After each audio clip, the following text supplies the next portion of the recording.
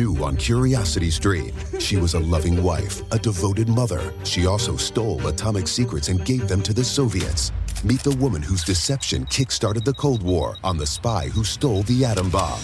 And what if they catch you? Then I shall be shot. They're coming! Come back! relive history's most death-defying escapes. It's Impossible Escapes, Civil War.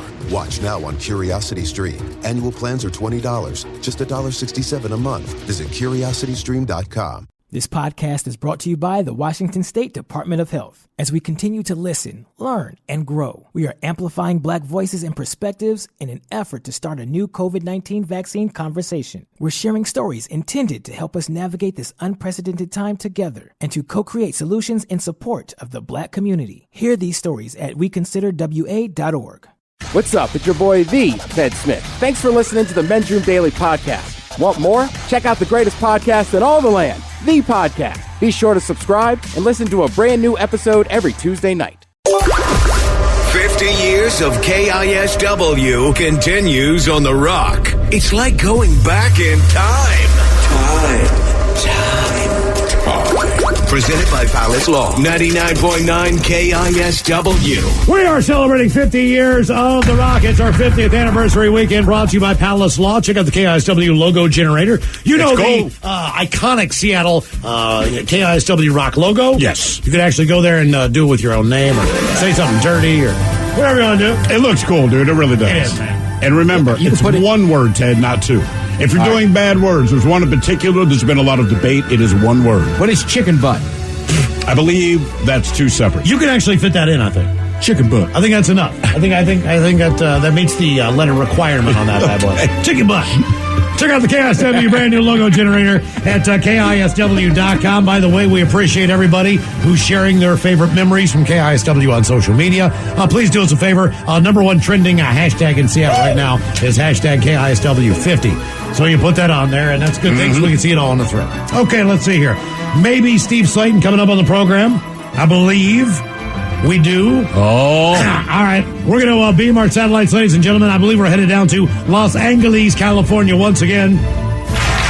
Ray Wilson, are you there? Hey, guys. How's it going, rockers? We're doing great. How are you doing, man? Good. I got DJ Miles, Thrill to Spill, and Ted the Bear. Ted the Bear. Coming at you and I mean Gay Bear, of course. Of course. No twinks here. He lives just on bears. Capitol Hill. I live on Capitol Hill, and I'm a pretty hairy dude. Yeah, there you go. Pleasure to be speaking to you guys. Happy to talk about the great KISW. So here I am. Today's our 50th year birthday. Yes, it is. So this is great that you're here to join us for that. Thank you so much. Yeah, my pleasure. Now, I want to say, so if we're 50 years old, you're 55. If I have this right, you moved back to Seattle, I guess, at 5 years old? That's a good question. So I lived in Seattle from birth to 2 or 3. Then we were out of the country in Mexico and Nicaragua for like 2 or 3 years. Moved back when I was about 6 to Olympia. Then I was actually in suburban Seattle, just north of the city line, from 3rd grade through 10th grade. Then I came back for a year at University of Washington. But I was a firm KISW listener through my early teenage years, I would say, 11, 12 to 15. 16, right in there. This was late 70s, early 80s, in the heyday. The golden years. What hot rockin' bands were they playing at that time? So if you turned on KISW, who could you count on being played? Well, listen, KISW gave me my education in classic rock, which is foundational. So obviously you had Zeppelin, Who, Stones, some Beatles, although KISW rocked a little harder than the Beatles. And then you had like a lot of Van Halen, and it was total like muscle car late 70s Seattle vibe. It's Steve Miller Band was big right around that time. Yep. Heart, of course, got way more play on KISW than it would have at any other classic rock station at some other locality. And then there was a lot of crap And you guys play a lot of really crappy rock, like Billy Squier, over and over again, like Asia, stuff that never should have made it onto the airwaves to begin with, and you bought it hook, line, and sinker, and you foisted this mediocre crap on the listening audience. And how dare you? How dare you? We're here to clean it up now, man. That's the best thing we've heard all week. I know. The honest opinion of what happened. That's great. Yes. We remember Asia. The same thing's happening now. Just different bands. And I think, too, criticism number 2 is like, I don't understand why the classic rock stations didn't then, like, a few years later, like, okay, I'll play some Pearl Jam.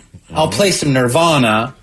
But, like, why were you guys not playing Elvis Costello? Why were you not playing The Clash in the early 80s? A little Police you would do. There was a lot of Police early 80s. Blondie. But why would you not take that other step to some of the cooler stuff? And probably was because you tested it out and the audience was like, what is this weird Euro crap? But were you ever one of the people that called? Because I remember, when I'm like 15 years old, and I was in Baltimore, but listening to the rock station, and the same thing, you'd call up and say, hey, man, you guys don't have your finger on the pulse. Why aren't you playing? And you'd have the Elvis Costellos, et cetera. Were you ever that kid? No, I was too insecure to call into the great KISW and complain. But now you can. But in 82, there was this whole other, like, all of a sudden, friends were giving me little, like, bootleg cassette tapes and playing me these albums of, like, The Jam and Squeeze and XTC and then harder stuff too, like Gang of Four and like Misfits and early punk. And I was like, holy, this is amazing. Like, why do we not hear this on, KISW and KZOK? The FCC. Probably. Like, look, I like the Misfits, but my favorite song is Angel F. So it's one of those deals like, this is a catchy song. I just don't know where you can play it. Yeah. But I truly did appreciate the deep dive. You guys would always play deep tracks from, more obscure bands and not just the same old stuff. And a lot of AC/DC back in the day. Still a lot of do. AC/DC. Yep. That was great. And so it was a great musical education. Like I feel like I did my penance. I got my education in what rock and roll was all about. Does any of that stuff still translate to your current playlist if you go to Spotify or whatever it is you do? Yeah. Absolutely. Yeah, I'm trying to think what I listen to. I still listen to The Who a lot. I love the Stones. I love Zeppelin. I love AC/DC and Sabbath and some early metal but there's more obscure stuff too, like from that age. I'm trying to think like Big Star. I like. Oh, Big Star's great. Okay. There you go. Some of the Badfinger, some kind of more obscure stuff from the 70s. I wish you guys would have played Iggy Pop and the Stooges. We almost do now. We're close to that. But it's weird, man. Because like you say, at the time when Iggy Pop's doing this thing, a lot of stations weren't playing him, right? And then you fast forward and we celebrate our 50 years and we're like, one of the classics was Iggy Pop. And you're like, why the hell weren't we playing him? Yeah. Retrospect's fantastic, but it's cooler to be part of the moment. Hey, Rain, thank you so much for taking the time to call up, wish us a happy birthday. We appreciate it. Can I do the logo though? This is what it was. It was KISW, Seattle's best rock. Oh, well done. Well done. Rock. Fest. Is that good? Thank you, Rain. Oh, that was We outstanding. appreciate it, man. All right, guys, you're the best. Thank you. Thank you, man. All right, thanks, dude. Ted, you suck. All right. Cool. Yeah, Ted, you do. He can even tell. Hey, you two aren't Rainn Wilson. Is it weird, like, if Rainn Wilson tells you suck, you're like, this is the greatest moment of my life? When he left Seattle, did he ever go and do anything? Do you guys know? He had no future. I know he was in theater at UW, but I mean... That was it? Huh. Yeah. Never got a big brain. Now I got my finger on the pulse. He's just an eclectic dude. Yeah. Rainn Wilson. That's so crazy. cool. Yeah. That's awesome. Really cool. I mean, yeah, I'll take that. KISW 50th anniversary, hashtag KISW 50. We would not be doing this if it wasn't for the legendary DJs who have been a part of the KISW history for 50 years. And when you look at the roster of people who have worked in this radio station, and I realize that the radio industry, whether you know it or not, just know it is a who's who. Of course. Of some of the best people. I'm very important. Oh, yeah, they really are. And one of the most important people ever. Me. Thank you, bro. Ladies and gentlemen, not Steve Hill. What? Give it up for the legendary Steve Slayton. Hello, Steve. Hello, Miles. Hello, Thrill. Hello, Ted. What's happening, Steve? How are you, sir? It's such a pleasure to be with you on KISW. Yes, and today is our 50th anniversary. This is kind of a big deal. That is huge. Yeah, and you were kind of there from the very beginning of all this. Pretty much. And, you guys have kept the flame alive and done you guys have been there a long time yourself. How long have you guys? You started off in the evenings. Yeah, 16 years. Yeah, I think we're coming up on 16 years. That's an eternity in radio. You guys have done an amazing job. It is an eternity in radio. How long were you at KISW, Steve?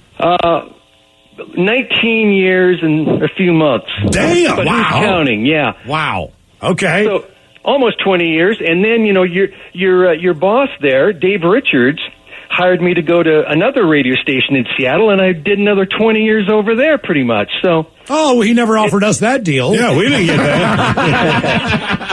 Well, you're still early in your career, gentlemen. Right. When Steve, when you started at KISW, what was the music at the time? It was kind of all over the place, wasn't it? It was pretty eclectic, yeah. It was underground FM and a very wide swath of music. You might be hearing Buffy St. Marie one minute and Black Sabbath the next. When did that change? I'd say the late 70s. So stations became a little more commercial, I guess. And it was a ma and pa operation. When I started, it was owned by a couple in Bellevue. Great people. Les and Bernice Smith. Danny Kaye was in on that, the entertainer. Wasn't Frank Sinatra a part investor? He was, yeah, he was. That's kind of weird. Because if I'm chairman of the board, yeah. Because if I'm Frank Sinatra and I'm on a radio station, I'm like, they're playing Frank. Yeah. The greatest singer of the 20th century, perhaps. Sure. Yeah, Frank was. I never met Frank, but yeah, it was. Things. The business became more consolidated, as so many businesses have. But yeah, it was run by a ma and pa, and everyone knew each other, and it was pretty down home and downscale compared with what it is now. Sure. I mean, you're in a skyscraper now, right? I know, it's crazy. Yeah, it's empty. It's a beautiful view of I-5. There's nobody here. It's the damnedest thing you've ever seen. Steve, were you responsible for kind of discovering AC/DC here in the United States? I mean, well, I credit the listener. I mean, we threw a lot of stuff out there, and then it would kind of depend on the reaction. We'd do a little bit called Smash or Trash or something like that, a jukebox jury. And then, the listener would ultimately decide. I liked AC/DC, absolutely. And, Seattle embraced AC/DC big time. I mean, it was unbelievable. Weren't we the first station in the United States to play AC/DC? Could have been. We could have been. I mean, we played high voltage from day one, yeah. All right. Okay. And weren't you the first person to ever play Metallica? Could have been that, too. I love Metallica. I mean, I think a listener turned me on to Metallica and said, hey, check these guys out. I played a song called Phantom Lord from the Kill 'Em All album. They didn't even have a deal yet, and I was talking to a pal of mine at Elektra Records, Mike Bone, and the next thing you know, a couple of years later, they're signed to Elektra. And then they went on to great heights. I've heard that about Metallica. What could you... how much freedom was there in the time you were here? Because, what you're saying is just not something we can do now. We couldn't just say, hey, Dave... There's this band out of Alaska called, Ugly Moose. So we're just going to play the record and see if people like it. Yeah, I mean, it was a different era, guys. I mean, the disc jockeys back then had pretty much total creative freedom as to what they did. And so that, that's why no one listened to FM back then. Yeah, kind of adventurous. What was, a couple things here. The night John Lennon was shot, were you on the air at that point in time? I was. That was a Monday night, December 1980. And a listener tipped me off again and said, wow, I just heard Howard Cosell say that John Lennon had been shot. And so I went to the AP teletype machine, which is what we had back in those days, and sure enough, it was just breaking news that he had been shot. And, And then a few minutes later, it broke that he had been shot dead. And what a shock. I mean, it's still shocking to me, all these years later. That was so many years ago now, over 40 years ago. What is it like to be the person, locally to Seattle, to be the person that kind of breaks that news? Well, I wasn't happy about it, and it was very upsetting to me then, and still is. I mean, that was a large slice of my childhood, and there it was, just eviscerated that quickly and that, brutally. And so it was such shocking, again, is the word, because he was young. He was 40 years old, and it was just like, wow, this is not, what? Who would kill John Lennon? What? And to find out it was an autograph seeker, just a deranged fan, To impress Jodie Foster or whatever the hell was doing with it. Yes, right. What was, Steve, is there any one memory that you have in all that time at KISW that really just stands out as far as just like, this is insane. Like, I cannot believe this is happening right now. I think it was just the way the station erupted eventually. I mean, I'm actually kind of a shy guy, guys. You maybe wouldn't know that, winding up talking in the radio all these years. But I mean, I think it just, and I loved music, so I thought this would be kind of a fun thing to play music on the radio, share that kind of an experience with the listener. And I liked radio because it was so private, and, there weren't people watching me. And then just to have, here we are, fast forward all these years, and now I'm talking to you guys, and it's like, people know me. It's like I'm still not used to people knowing who the hell I even am. I mean, it was. I don't know if you know this. You're a legend, right? You are inescapable. I mean, from the day that we started at KISW, Steve Slayton was the name that always came up. Have you guys met Steve Slayton? Have you talked to Steve Slayton? Steve Slayton was great. I grew up with Steve Slayton. Like, you are an absolute legend on the station, man. Without pretty large shoes to fill. Well, it's been pure luck, I think. I don't know what else to attribute it to. So I really can't even explain it. Yeah. Because I never thought I was anything special at all. Well, there's a story and we get fan mail. Every once in a while we'll get a crazy letter from somebody or whatever. Like an actual handwritten letter in an envelope. And it comes signed of a crazy person. Comes from someplace where they incarcerate people. But you got a letter from Kurt Cobain when he was a kid, didn't you? Well, I don't know about that. Chris Novoselic used to write to me, and so did Andrew Wood, who wound up founding a Mother Love Bone, which Pearl Jam sort of evolved into. So they were regular fans, I guess. I still have a letter from Andrew Wood, and I got the letter from Chris too. But yeah, it's funny that, and the guys, people who wound up being famous local musicians, right, listened to KISW back in the day. And they wanted you to play their music. Absolutely. And did you? Yes. Do you remember? We played Soundgarden early. I remember playing Soundgarden in the 80s. What there's obviously the Hearts of the World that were around and other bands, but what was the first big Seattle band other than like a Hendrix, where KISW jumped on that and then that became a sensation? Well, I'd say as far as you want to talk about the grunge years, it would be Soundgarden, because we played them in the 80s. I mean, they had kind of a Black Sabbath sound to them, which I liked. And then, they never really became as famous, of course, as Nirvana and Pearl Jam or even Alice in Chains. But no, and one of my, I've got an interview that we did with Jerry Cantrell right before I left KISW. Jerry Cantrell came in one day, and I think we did the whole darn show together, like 2 or 3 hours. I was doing middays then. And I got to drag that out because I remember that as being a really fun visit. And then I don't know how you guys feel about Alice, but I always thought as famous as they were still kind of underrated. So I always loved Alice in Chains. Yeah, I think there's definitely a truth to that. What's cool is, they still come to the station, and one of the funny things, as far as Jerry Cantrell goes, here's a guy, right? He's, as far as musicians go, he's kind of legendary. Alice in Chains has been around, 30 years now, whatever the thing is. Dude rolls into the station, right? He still looks the same, and he's like, hey, guys, and he's dead serious. I need a KISW sticker for my guitar. It's like every time we see him, he needs a new sticker. Steve, thank you so much for your time, man. We really appreciate it. All the best. God bless you guys. All the best. Here's to another 50. Yeah, maybe one night we can drink wine again. And that was a fun night. I'll never forget it. All right. Thanks, Steve. Hey, take it easy. We'll talk to you soon. new on Curiosity Stream. Just because it hasn't been done before doesn't mean you can't. Watch Earth's greatest minds forge our path to a better tomorrow. It's engineering the future. And Jaws, Star Wars, The Godfather, E.T. The biggest movies have even bigger music. From King Kong to The Dark Knight. See how musicians scored Hollywood's greatest hits on great film composers' music of the movies. Watch now on Curiosity Stream. Annual plans are $20, just $1.67 a month. Visit curiositystream.com. This podcast is brought to you by the Washington State Department of Health. As we continue to listen, learn, and grow, we are amplifying Black voices and perspectives in an effort to start a new COVID-19 vaccine conversation. We're sharing stories intended to help us navigate this unprecedented time together and to co-create solutions in support of the Black community. Hear these stories at weconsiderwa.org.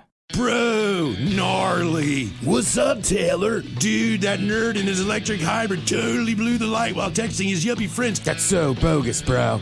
Are you hurt? Yeah, like I can't move my hips, bro. I think I broke my pelvis, man. Dude, no way. Taylor, you need to drop a dime and talk with the lawyers at the Advocates Law Firm. No way, can't afford that, bro. Your crotch is broken, man, and they don't earn any money unless they win your case. Dude, no way. You get injured, the advocates get results. Contact them today at advocateslaw.com. KISW in Seattle. 50 years of KISW. Today we salute the men of the men's room. Disco Destruction. The KISW Miss Rock Hydroplane. 99.9 KISW. And KISW HD1 Seattle. A radio.com station. Back to the 50 years of KISW celebration. Presented by Palace Law. 99.9 KISW. Happy birthday, KISW Radio! Mary's Place loves you. Thank you for being our hometown hero for 50 years. Thank you for putting kicks on kids, making sure no child sleeps outside, and loving every neighbor like your own family. Mary's Place loves you. Happy birthday! She's really hard to hear. I wish she could have spoken up. If she just had some excitement. I don't know what she said. Yeah. What a day, man. Yeah. It's not over. It's just the beginning. The KISW 50th anniversary celebration goes all weekend long. A little bit earlier, when I was... Sergeant Hair Club, ladies and gentlemen. That's why the energy gets sucked out of the room. You know, I have a story. The Bob Ross of radio, ladies and gentlemen. Oh, seriously? I got a text, and it's from the president of Atlantic Records. Oh, boy. And she says, 50 years of anything, no less consistency, is wild enough, but for a listener to be able to share and measure their life with a beloved brand in their own city is just amazingly cool and rare. Feel proud of your work and creativity and blah, blah, blah. And congratulations to you and your team. Ridiculously impressive. She has been at that label for 35 years or so. Which is also incredible. I was going to say Atlantic is Zeppelin. So you talk about the beginning of this radio station. She remembers, she goes back far enough to have presented this radio station with Phil Collins' gold record. Oh, it's a studio. So guys, think about the history here. You're talking about Led Zeppelin in the early 70s through Ozzy Osbourne in the 80s, Pearl Jam in the 90s, and Shine Down today. I mean, Atlantic Records has had artists on this radio station for its entirety. Okay. And big ones, too. Speaking of its entirety, it all started back in 1971. KSW's 50 today. Classical music station before that. By the way, the frequency is 72 years old. Yes. The radio station, KISW as you know it, is 50 years old. By the way, real quick, someone here, and this guy is such a loser. I don't even know why you reached out to us. It says, I've listened to KISW for 47 years, not the whole 50. Hey, come on. Yeah. You're not welcome here. That's ridiculous. I'm sorry. But we're purists here. Yeah. But they flipped the format and decided to go progressive rock, right, so to speak. Right. And the first DJ on the air was a guy named Joe Coburn. Right. So if you go back in time. KOL was the very first rock station here, which eventually is now The Sound. Ah, okay. Right down the hall. That was the very first rock station, but it didn't last for very long. It became a country station. KISW was classical in Seattle Washington. Literally classical music. Literally classical music, and it had no listeners, and it really was just a shoebox in the KJR facilities in, I think, West Seattle. It's like a closet at the end of the hallway. It really was. I mean, it was just because FM meant nothing at the time, and the owner at the time, Kay Smith, who was Lester Smith, an incredibly successful local businessman, and Danny Kaye, the entertainer, and a 5% investor, Frank Sinatra. Yeah.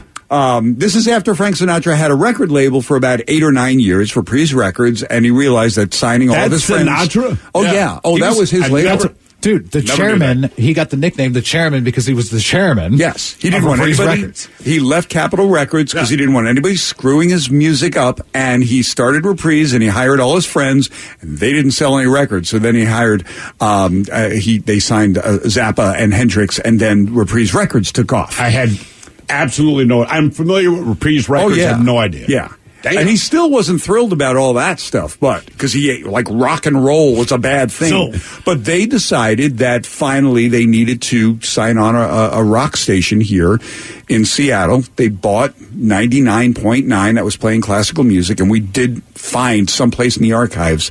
Taryn, you have to find this. 2 things. One is matches from the old KISW classical music station. Saw a pack of those today online. Right. And then there's also a rate card. And for anybody who's listening, a rate card is how much it costs to buy commercials. It was as much money as like a pack of cigarettes. And unfortunately, because of our ratings, that's gone down. But yes. Right.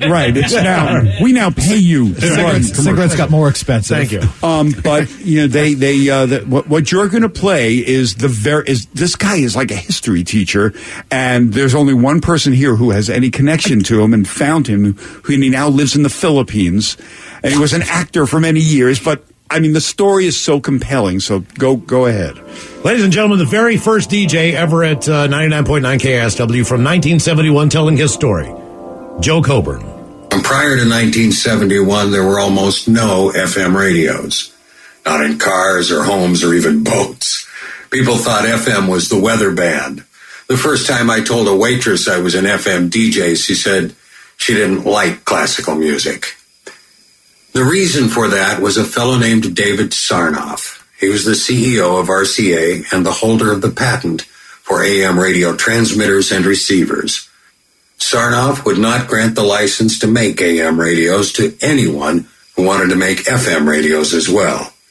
And he kept the inventor of FM hamstrung in legal battles until his retirement in 1969. Only imported cars, Cadillacs, and Lincolns had FM radios in the U.S. It was then, in 1969, that Lester Smith and Pat O'Day decided that KJR should have an FM affiliate in Seattle. Legend holds that Lester went out to his Lincoln, parked outside the KJR studio on the West Waterway off Harbor Island, turned on his radio. It was on 95 AM. He hit the FM button, and the first station he heard was at 99.9, KISW. So that's the station he bought. Elwood Lippincott owned KISW. He built it as a hobby in 1950, and on weekends and days off, he would play classical music, largely for his neighbors in the North End. In 1969, K. Smith Enterprises bought KISW from Elwood Lippincott, and the whole station inventory appeared on one page, typewritten, double-spaced, with entries such as 1 transmitter, 1 typewriter, 1 microphone, 2 turntables. Then K. Smith applied for a power increase, moved the transmitter, and requested permission from the FCC to change the format to rock and roll. Pat O'Day even went on the air on KISW and asked listeners to please support the sponsors of the classical program if they wanted to continue to hear that kind of music on 99.9. Then one day, unceremoniously, Prokofiev's Three Oranges Suite ended, and Jimi Hendrix's Purple Haze came on, full blast, prompting all 65 of KISW's listeners to turn off their radios and write letters to Pat O'Day, promising to buy their burgers at the Big Wheel In-N-Out on Aurora and support their other sponsor, whose name they didn't remember, if they could just please go back to classical music. In the beginning, the staff at KISW was Bob Bingham, sales manager, Lee Michaels, program director, and myself. I was the jazz program director and midday host. I worked 7 days a week for 4 years. I think I started on April Fool's Day in 1971. I was 19. 1971 was a landmark year for many reasons. The Vietnam War was winding down. The voting age had just been lowered to 18 to accommodate those who were being drafted. All in the Family debuted on CBS, introducing socially conscious programming to U.S. audiences. And the Billboard Hot 100 was still dominated by Bread, The Carpenters, Bobby Sherman, The Osmonds, The Partridge Family, Perry Como, Andy Williams, Helen Reddy, and Tom Jones. Audiences were tired of the same old sappy songs rehashed again and again. They wanted musicality and poetry, and they looked for it on FM. Alice Cooper, Emerson, Lake and Palmer, Mountain, Santana, Rush, Jimi Hendrix, Janis Joplin, Ike and Tina Turner, The Temptations, Doobie Brothers, Steely Dan, and Elvin Bishop were climbing the charts, along with the Doors and the Allman Brothers. Jim Morrison joined the 27 Club in Paris in 1971. At the same time that Intel was delivering the first microprocessor, Bill Gates and Paul Allen were writing BASIC and listening to KISW. I was KISW's first full-time employee. I'm Joe Coburn. That's my story, and I'm sticking to it. Thank you, Joe. I've never met that guy, but I'm terrified of him. Nobody has met him. No, I mean, nobody who works here now. They all, like the folks who worked here in the early 80s, late 70s, they have a vague memory, but I mean, that guy's been out of radio forever. I feel like he's a guy that would be played by like Jeff Bridges that you found in the cave. Like, I know why you're here, kid, and let me tell you the story. Couple of very special thanks from our program today. The lovely Jolene, we miss you. We love you. Yes, we do. Yep. Yes. Hope to see you soon. Yep. Thank you, Mark Arm from Mudhoney. Yeah. The legendary Mike West. Brent Smith from Shinedown. Thank you for the personal message on Twitter, by the way. Very Brent cool. and Eric, that was awesome. Gary Crow. Chris Novoselic from Nirvana. Andy Schoen, who we didn't know was such a badass. Jesus, man. That guy's MacGyver and a ninja all along. He's unbelievable. Dave Grohl of the Foo Fighters and Yes! Nirvana. Jeets, who we hope to not see again, because if we do, we'll be up till 3 a.m. Jeff Tate from Queensryche. From Sub Pop, Bruce Pavitt and Jonathan Poneman. Thank you, guys. Rainn Wilson, who apparently is some type of theater guy in L.A. He does something. He does doesn't something. like Ted, though. And last but not least, the legendary Steve Slade. Yeah, very nice. Hell of a lineup. Thank you guys for being a part of getting these guys on for us. It was greatly appreciated. Because we did nothing. That's true. Pretty much. We contributed nothing to this. So at 6:20 this morning, I walked into QFC because I knew that we were going to be celebrating today. So there's nothing like a guy wearing way too much clothes because he's freezing outside at 6:20 in the morning at a QFC buying almost a case of champagne. Sir, do you need a meal? Right. That's who I was. We have a bed. There's only stock guys in there loading the shelves, and me with almost a box of champagne. Sir, you can't come in here. Yeah, exactly. Really. I'm sorry. Our bathroom is for customers only. Did not. Can I see your ID with that credit card? But because we knew we would be toasting, and I think anybody who listens knows that this is a 24/7 party here. Sure, man. But we take it really, really seriously. The audience. We love the audience, and we do not take lightly that you have choices across the dial. And that would have been dating ourselves years ago. Now you have choices everywhere. You can listen to anything on your phone. You choose to listen to us. We entertain each other, hoping that we're entertaining you. We all try to outdo each other behind the scenes. And one of the things we're going to do this year is coordinate Zoom events, Taryn? Yeah, some live chats with the alums. Because there's a lot of things that we wouldn't necessarily want to say on the air, but there's long, drawn-out stories of things that happen, and that's going to be down the road. But I just wanted to open up one more bottle. Oh! Come on! Come on! Oh, there it is. When you're paying $9.99 a bottle for this champagne, good stuff. But this is for the KISW Rockaholics, 50 years strong, who have stayed with this radio station. We love you. We love you very much. Ted? True words. Now, we also have one other bottle in this bag. If Dr. Castle, could you get that bottle while I fill up? I'm a doctor now. You are. You told me you were when you touched me. Is a quality bottle, and that's for Miss Taryn Daly, who's getting married tomorrow. All right.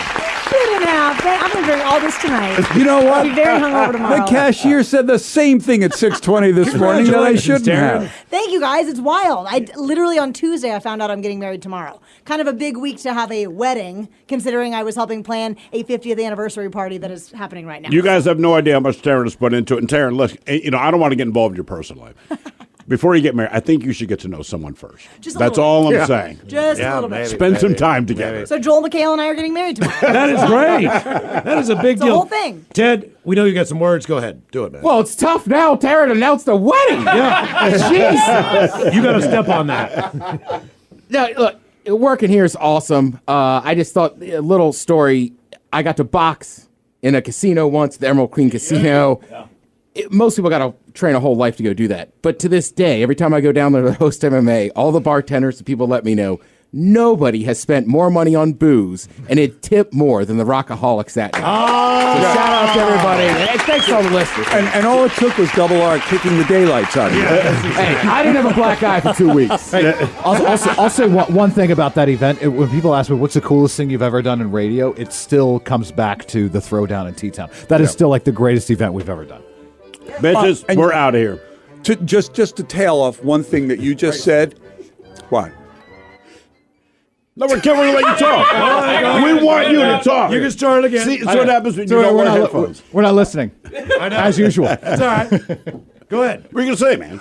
I was going to say, to your point, Ted, to your point, Castle, we have done events for years and years and years. And the one thing we always ask the venues, make sure you have enough bartenders. This is true. That is a fact. And why don't you tell them how many times they have enough bartenders? Never. Ever. Okay. Great day, guys. It continues with the lovely Taryn Daly, who's getting married tomorrow. Cheers. Thank you so much. In the meantime, we be all about this bitch. Enjoy your weekend. Stay safe. Stay warm. And until then, do what you do best. And for Aletha's sake, stay beautiful. The Men's Room has been taped before a live studio audience. Wardrobe and makeup provided by Mantastic Limited. This has been a presentation of the Men's Room Radio Network. Oh, man! A Double Flush production. New on Curiosity Stream, she was a loving wife, a devoted mother. She also stole atomic secrets and gave them to the Soviets. Meet the woman whose deception kick-started the Cold War on the spy who stole the atom bomb. And what if they catch you? Then I shall be shot. They're coming! Come back! relive history's most death-defying escapes. It's Impossible Escapes, Civil War. Watch now on Curiosity Stream. Annual plans are $20, just $1.67 a month. Visit CuriosityStream.com. This podcast is brought to you by the Washington State Department of Health. When we think about the COVID-19 vaccine hesitancy in the Black community, let's remember, it didn't happen by chance. It's justified in history. But the will to change the narrative is strong today, and our people are lending their voices to the conversation. We're sharing our stories and the reasons that made us choose the vaccine so we can lead the way for others to make a well-informed choice too. To hear our stories, visit hereforuswa.org.